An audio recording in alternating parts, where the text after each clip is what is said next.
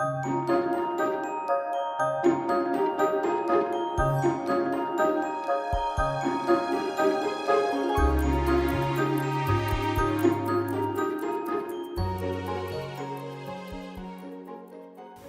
my name is Art Van Zanten, and I am currently the project lead on behalf of Rethink Red Deer for the Common Ground Garden project.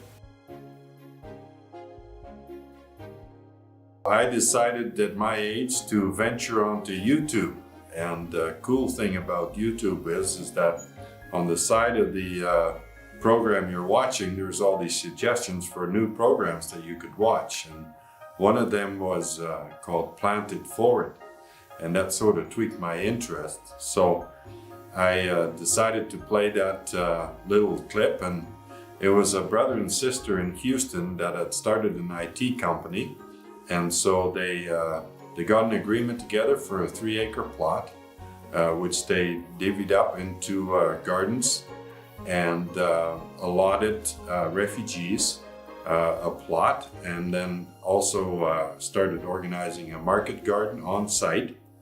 So when I saw that, I'm going, hey, this is a cool idea. We could do something like that in the city of Red Deer.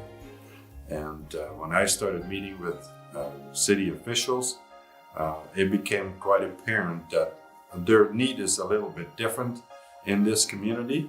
And one of the needs is to provide more fresh produce for people that might not necessarily be able to afford it. And so this is how we got started on the Common Ground project in Capstone. And we're on a 4-acre site, which is not all developed as of yet. We just started developing it based on the resources that we have for each year, and are currently networking to continue to grow that part. And so we looked at the idea of a garden or an urban farm potentially, and thought that might be a pretty neat fit for Capstone, at least for a while things are still transitioning. And we had a site in mind, and so we toured them around that site. That's where the garden is today. So we went through a process to kind of understand what they're after, what they wanted to do, how much land they actually thought they might need, and put together some agreements for our working relationship and a land lease for them, which is essentially donated, but it just kind of defines the parameters. Eventually we will redevelop that site, so it is a temporary location for them. So everything that we do on there is, with that in mind, that eventually it will need to move somewhere else. It's a brownfield redevelopment initiative that we're working on with the city of Red Deer and multiple stakeholders to engage the community, teach them, where food comes from, how to grow it successfully, and do it in the challenging conditions we have, particularly on a brownfield site.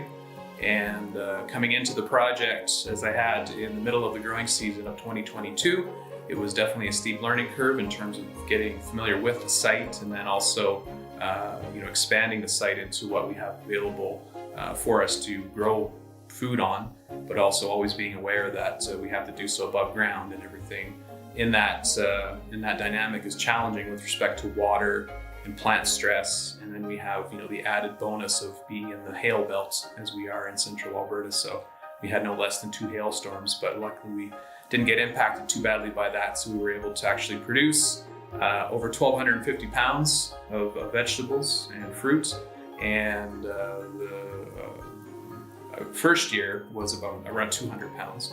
So it was definitely a huge increase. But I think in the first year as well, they were challenged to get plants started by the middle of the growing season. So as far as we were able to work with the concentric circle bale gardens there, I think they were quite successful in getting the project started and getting some food to those that needed it, and then amplified that success by doubling the square footage of the site in 2022, and looking forward to 2023 to have a far more proactive plan with growing and getting the plants and everything on site, but then also incorporating a drip irrigation system, as everything we did for 2022 was very labor intensive with moving water from totes to watering cans to the actual planting areas. So with a pressurized system, drip irrigation will make it much easier on our volunteers. Yeah, so they're working on a brownfield site. It was the former location of the electric utility. So there's some things there that we wanted to make sure it was safe for growing vegetables and produce, and so we brought in materials to help them make sure that was done appropriately. We helped them bring in some clean soil. The city actually donated some compost. We have other departments that give them water on an as required basis. Sometimes it's weekly, sometimes less frequent, depending on the rainfalls. I believe there's a number of city folks that actually volunteer and participate in the garden that way. Sarah joined from Rethink. Soon after, Lori Jack joined from the United Way. And slowly but surely we had, all kinds of organizations come to our committee meetings to start forming this whole concept, including Cynthia from Living Lands Landscape Design, who was very instrumental in really actually doing the design for the garden. The work done in the first year with outreach and identification of stakeholders and the years prior to there being any physical presence on site were instrumental in being able to have something that the community wanted to be part of and continues to be a part of. So in those initial meetings and facilitation provided graciously by the City of Red Deer, we were able to connect with the different groups, recruit people to be part of those conversations. At least a good dozen or so different stakeholder groups, inclusive of the newcomers to the community, the Urban Aboriginal Voices group to connect with the Indigenous communities, the elementary schools, which have opportunity to take kids on field trips to different sites around the community, and our project is an obvious win in that respect. So we brought in a C-can to store some materials, and they brought in another C-can as well to store some of their materials. There's a building on a neighboring site, and so all three of those pieces have been painted with murals, and we worked with the Common Ground folks and our arts and culture folks to find some artists and develop some concepts and put murals on all three of those spaces. Food security became a real topic of discussion in all of this, as well as sustainable food production. And so as a result, our mission that we came up with was that, first of all, it would need to be an all-inclusive space. Everybody would be welcome. It'd be an opportunity to safely grow our community.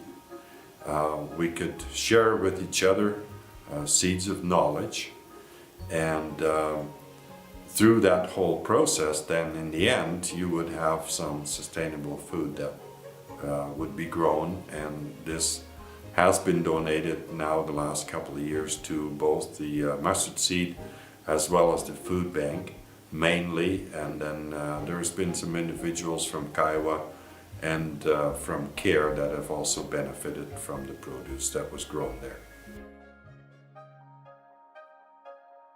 In 2021, towards the latter part of June, we finally got the approval from the city to start growing produce and constructing the garden beds.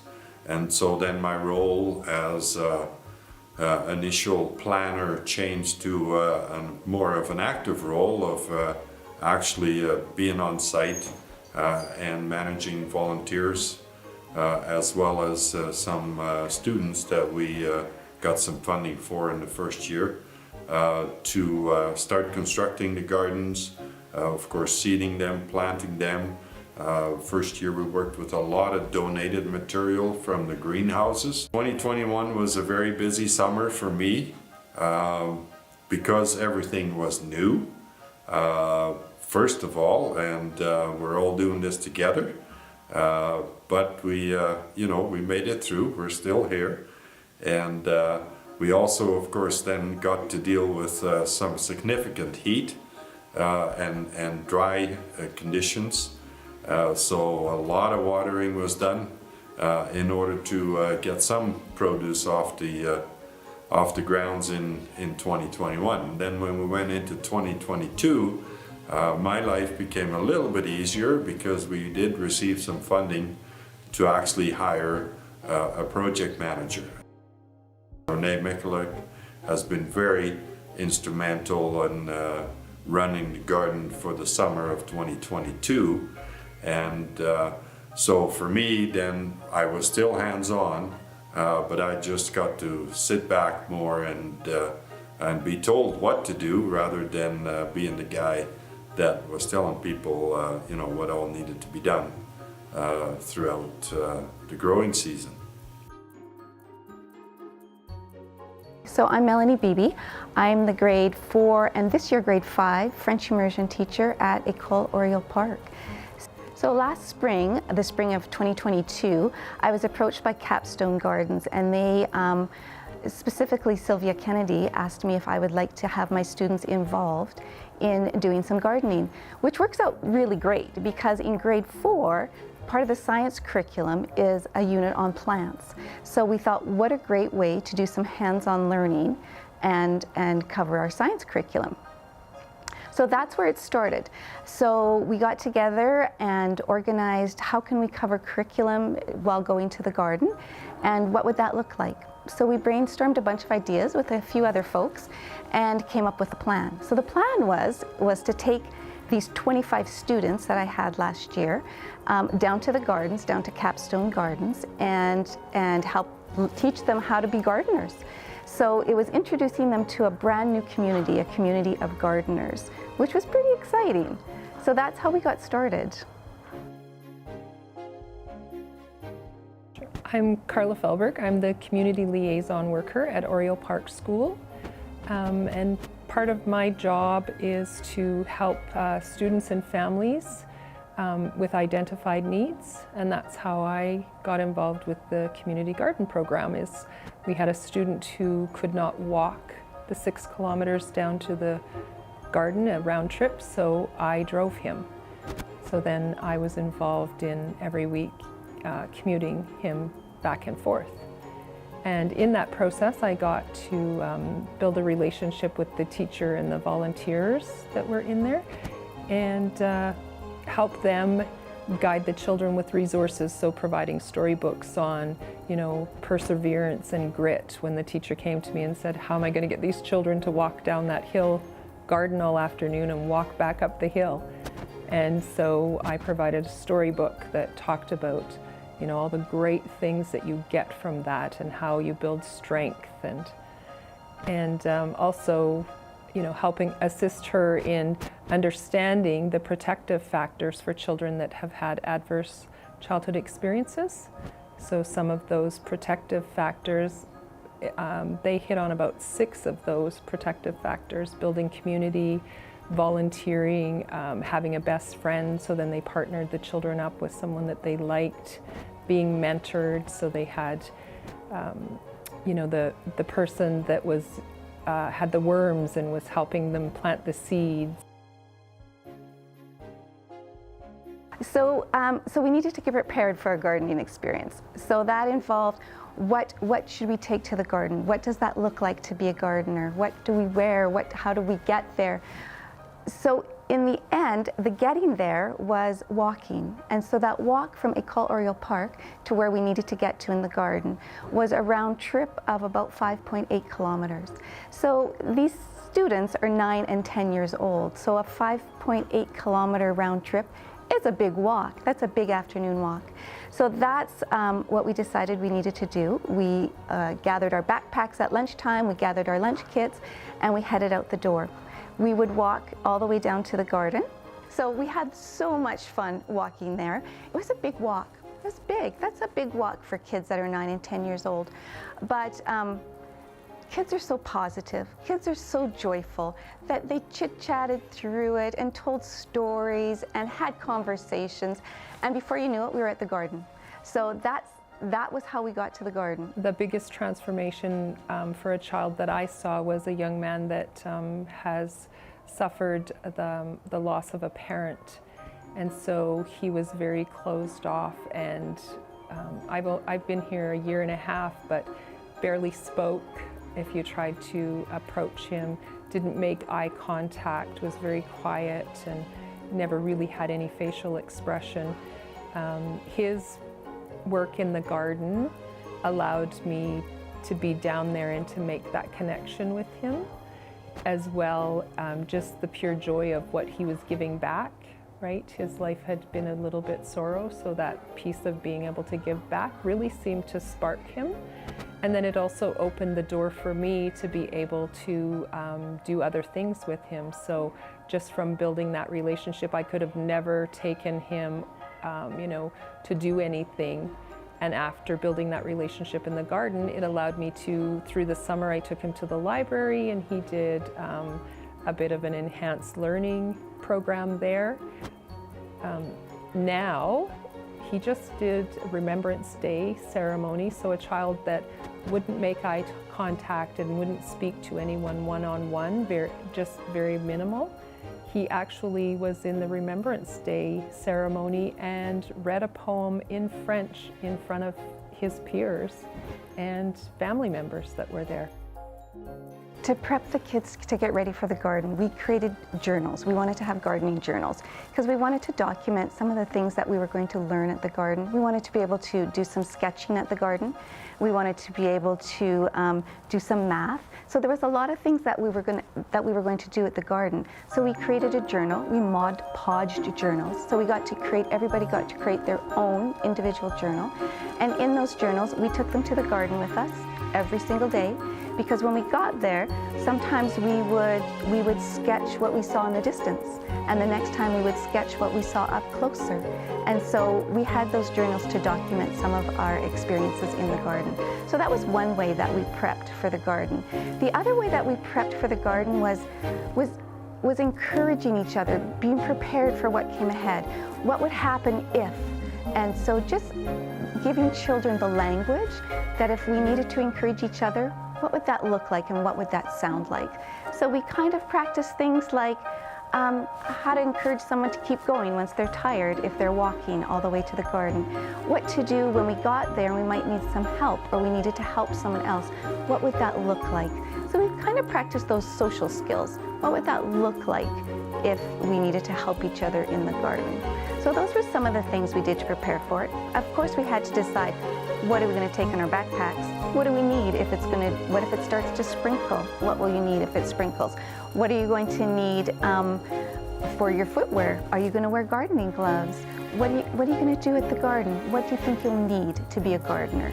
So we talked about some of those things too and made sure that they were all in our backpack. And the kids came fully prepared.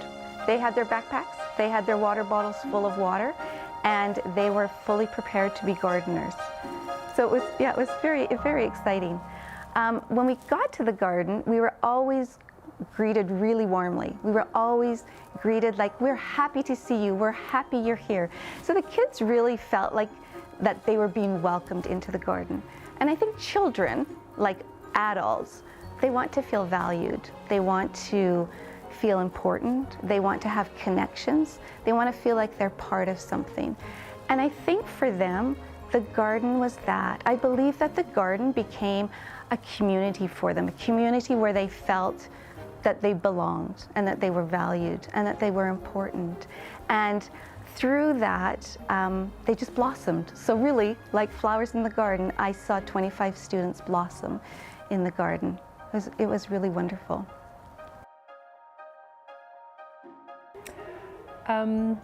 Well, I think I'm always driven by building desire and dreams in children, because I think that's the piece, right? We come from quite a punitive lens as our worldview sometimes, And that's what I find is sometimes we don't allow children to dream about what could be, and they get stuck in their story. So that's the part that excites me. We've taken some kids that were stuck in their story, and we've, provided a community. When we say it takes a village to raise a child, we've given them a garden community.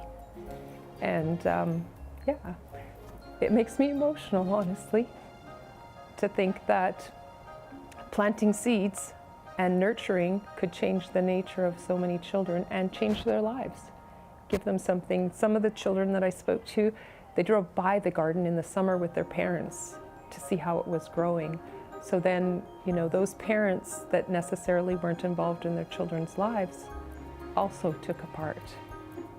So yeah, I think maybe we changed the saying, it doesn't take a village to raise a child, it takes a garden community to help nurture the nature of our children and provide food.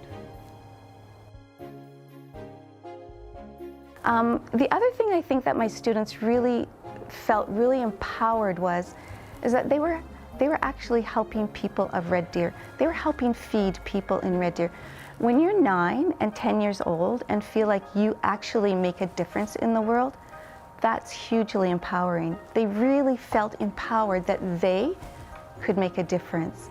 And that's all through the garden, because all of the food that was raised in the garden was given to the food bank or the mustard seed.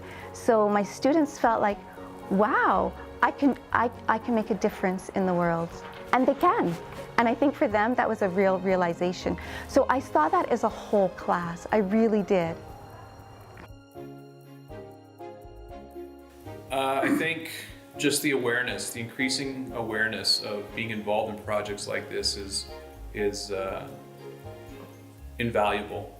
And it's really interesting to have large acre spaces in the urban context for people to come and participate in, because as a society we pushed agriculture to the farms and the field outside of the city, whereas historically it used to be commonplace for us to have gardens and grow food in our own communities. So it seems like we're coming full circle to this reality and connection to where our food comes from, and shortening that distance between where it is physically and what that means for us in all aspects of living. So I think that's probably the biggest takeaway or benefit of being involved in projects like the Common Ground Garden, is reconnecting with your natural environment and the benefits that come with that. So it's not just, bird watching or, watching the leaves blow in the wind. It's your actual physical connection with that, and how your energy invested in something like growing food comes back to you as a return in terms of delicious nutrition, basically. You know that expression, it takes a village to raise a child? I really felt that, because through the gardening experience, I also became part of that community that was created at the garden. And for those students, it became a community for them, because not only did we do gardening at Capstone Gardens, but lots of people came into our classroom and they taught us how to make fridge pickles with the produce that we had grown at the garden. They came in and started a composting bin in our classroom. So now in our classroom, we compost. It takes a village to raise a child, and I was so appreciative of all of the gardening experience and the village that was created in that garden, and to raise my students. So I saw changes in all of my students, actually all of them. And what I realize now is that some of those students, when they got acknowledged, because they were more than working in the garden, they were also acknowledged for their efforts, because we applied for a contest, and we actually won a national contest through the Canadian Geographic, and it was the Queen's Jubilee Classroom Challenge, and we won it for all of Canada. And so then the kids were acknowledged for their work that they did in the garden, because part of winning that contest was having to research native plants and flowers of Alberta. And the second part was very much about educating others, learning about plants, educating others about plants, and taking action, so doing something. So our doing something was working in the garden. So we won the grand prize, and when I found out that we won the grand prize from Canadian Geographic, the administration here at the school said, let's plan a surprise for the students. Okay, welcome everybody. My name is Mrs. Irvin and I'm the principal of Oriole Park School, and I am absolutely thrilled and delighted, first of all, that everybody was able to make it out here today, but second, for the incredible work that the students in grade 4 last year and now grade 5 this year have been doing down here at the Rethink Red Deer project. It's absolutely wonderful work and so rewarding. I know your teachers are working with you to tell you how much value you're adding back to the community, and we are all so very proud of you. So Madame Beebe had heard from a colleague last year that there was this contest through Canadian Geographic called the Queen's Jubilee contest. It was the year of the garden. And they did lots of work in the classroom researching the native plants of Alberta, and they submitted all that work that they did, learning about all the different plants that are native, that grow naturally, correct, in the province of Alberta, that we have the right climate and the right amount of rain and soil for those plants to thrive. So with that, they found out that they won what's called a tertiary prize, or like a runners-up prize, for all of the work that you did in the classroom.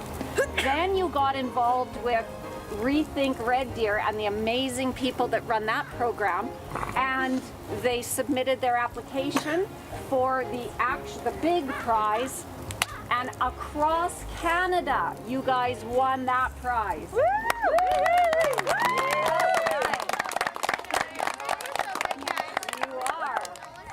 It's all the work that you've put in. I know it seems like a lot to walk down here, rain or shine, you guys braved the weather and down you came, and you worked to make an incredible space for the city of Red Deer. So in lieu of that, we finally get to present you with the official check for this. So I'd like to call up a couple of very special people to Red Deer Public. Mr. Dan Lauer, our Deputy Superintendent, and Mr. Jim Waters, Trustee for Red Deer Public and Oriole Park. Come on up.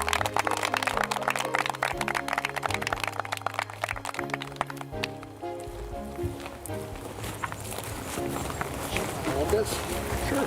So we would like to present this check. Maybe come on up and get your prize. Here you go, everybody. I'm going to send up some of the workers. Oh, the guys did the hard work. Congratulations. Congratulations. It's also my understanding that this year you're having Junior Achievement come in and help you guys figure out what to do with this money. Is that right? Yep. Excellent. And what are you supposed to say? Merci à tout le monde. Thank you to thank you to Capstone Garden for inviting us to come to the garden. Good job. Thank you very much. We really appreciate these opportunities for our kids to get involved in our community, and it's excellent. The more we can do this, the better, and good job, guys.